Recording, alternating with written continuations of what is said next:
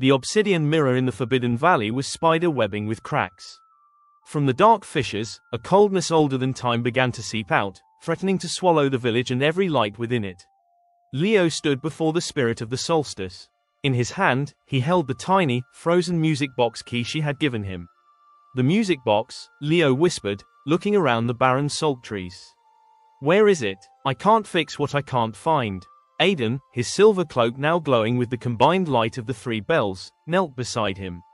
"Leo, look at your hands. The music box isn't a machine of brass and gears.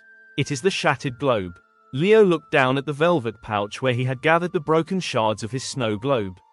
As he opened it, the pieces didn't look like trash. They were vibrating in harmony with the distant ringing of the belfries. He laid the shards on the obsidian pedestal. Like a puzzle moving itself, the glass pieces fused back together, but they left a small, circular hole at the base, the perfect size for the key.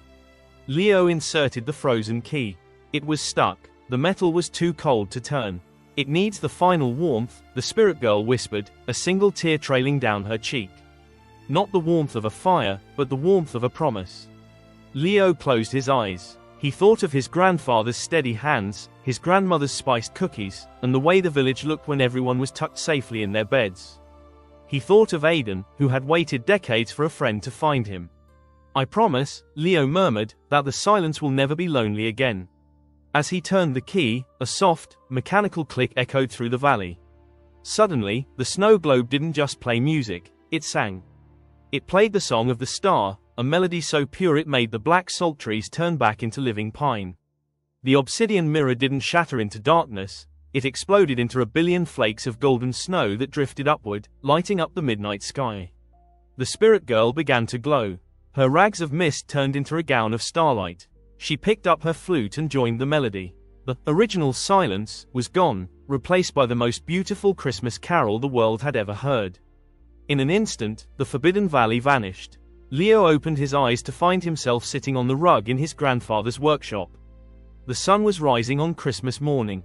The scent of cinnamon and pine was stronger than ever. On the mantelpiece sat the snow globe. It was whole, perfect, and sparkling.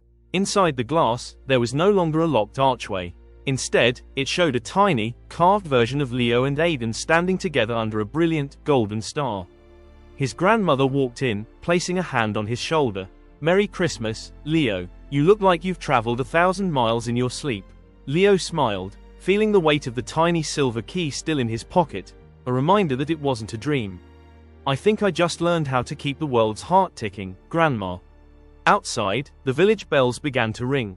They weren't just marking the hour. They were telling a story of a boy, a prisoner, and the magic that happens when you're brave enough to listen to a whisper in the snow.